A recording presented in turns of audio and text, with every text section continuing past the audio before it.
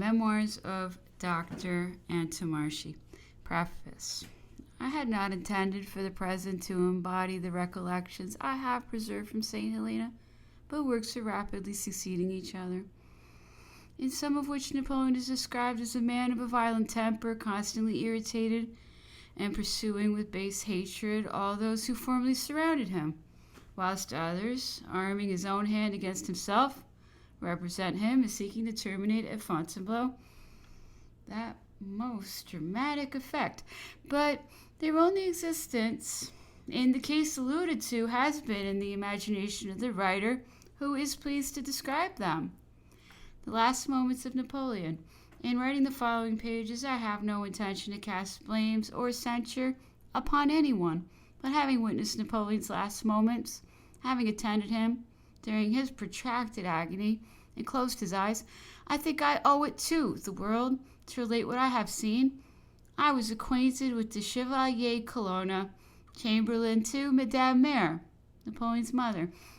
His zeal and devotedness and the noble indignation which had prompted him to resign the government of the Abruzzi were known to me, and I therefore felt entire confidence in his honor and integrity, and could have no hesitation in following any advice he might give me. He proposed to me to proceed to St. Helena, and I immediately made up my mind to accept his proposal.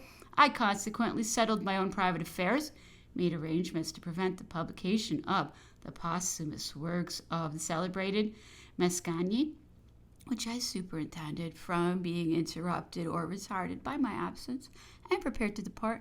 This activity was observed and became obnoxious. Some honest people set to work, and in a short time I was noted as a suspected individual, and had all the agents of the police after me, marquesses, abbés, spies. All worthy souls had taken the alarm. It seemed as if I alone could fire Italy from one extremity to the other. Some threatened me, others directed the attention of the minister towards me. Secret informations, anonymous letters, all were employed against me, but these base intrigues did not affect me. I was going to be attached to the person of the greatest man of the age, to share his exile, to enjoy his presence. Little did I care for that vile tribe of insects that are forever fluttering round the light of power. The police, to whom I was a source of uneasiness, was, however, unwilling to let me go. I was anatomical preceptor at the hospital San Marino at Florence, attached to the University of Pisa, and as such obliged to reside on the spot. I asked for leave of absence. It was refused. I tendered my resignation. It was not accepted. I could not remain and was not allowed to go. At a loss what steps to take. I had recourse to negotiations, but the more I insisted, the more I awakened suspicion. The name of Napoleon filled their minds with terror. Nothing could dissipate their fears.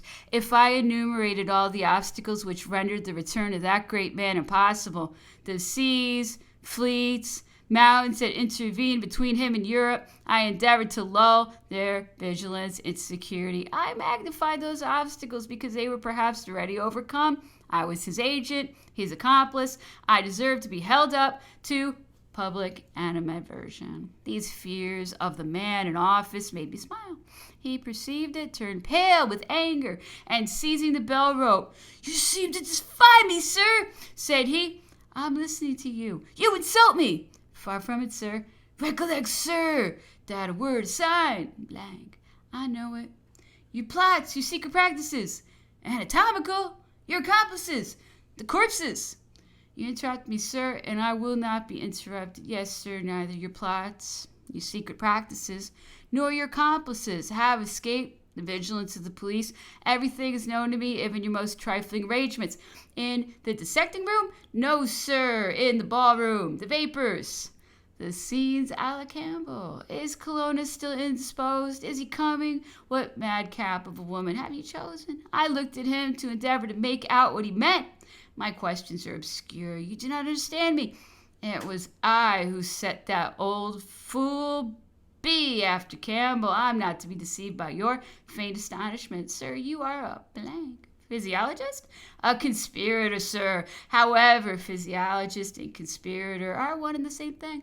You sigh after the return of the Saturnalia. You regret the time when an executioner stained with the blood of the victims, which his knife had polluted, put on the gown and exercised his share of power. Everybody's now in his place, sir.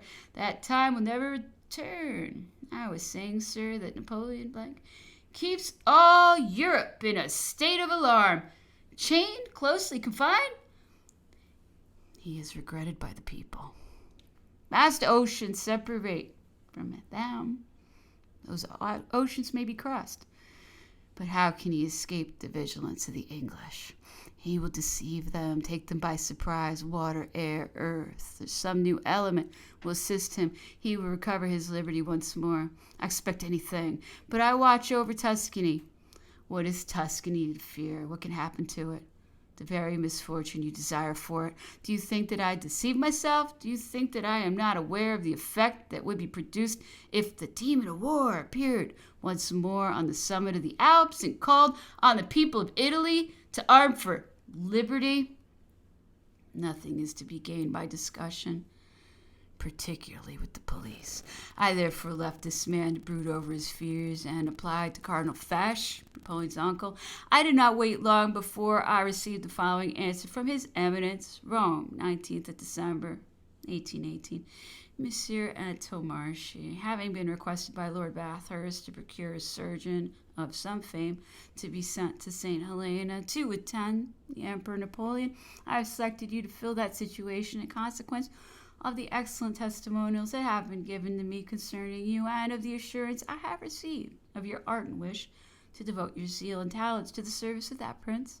You will therefore deliver the enclosed letter to His Excellency Lord Berghurst, the British minister at Florence, in order to obtain from him the passports necessary to enable you to proceed to Rome, and from Rome to London through Germany.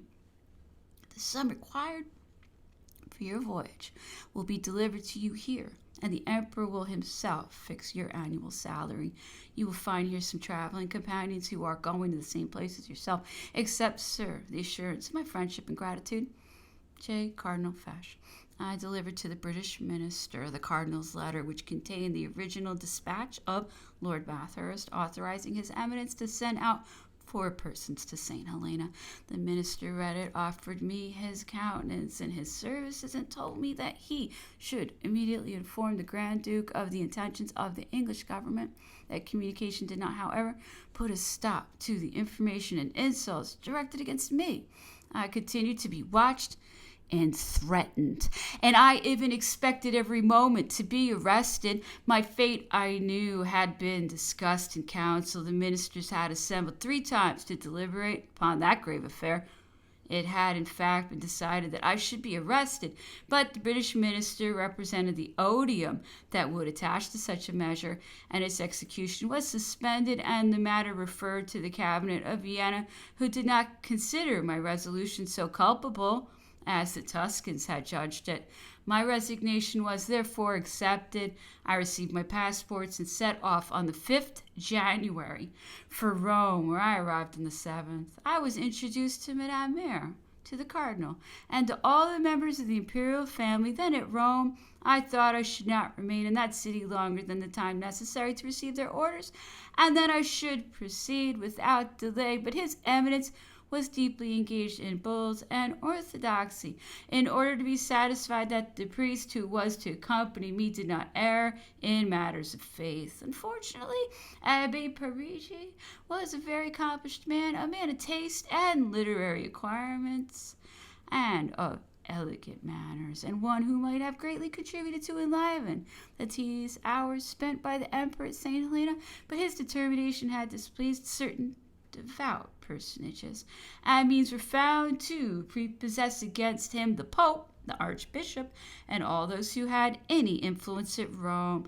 The Cardinal was aware that the Abbé was the victim of calumny, but susceptible, like Caesar. He nevertheless rejected him and withdrew the bill from him. A successor to him was now to be found, and that was no easy matter. So many qualifications are required to make an apostle, but grace, which never forsakes the just, inspired His Eminence with the idea that a missionary, knowing enough of theology and physics to instruct and cure the savages of the South Sea Islands, was precisely the man fitted for St. Helena. Tried both in faith and works, such a man would unite every advantage and offer no objections, and such a man ought to be sent.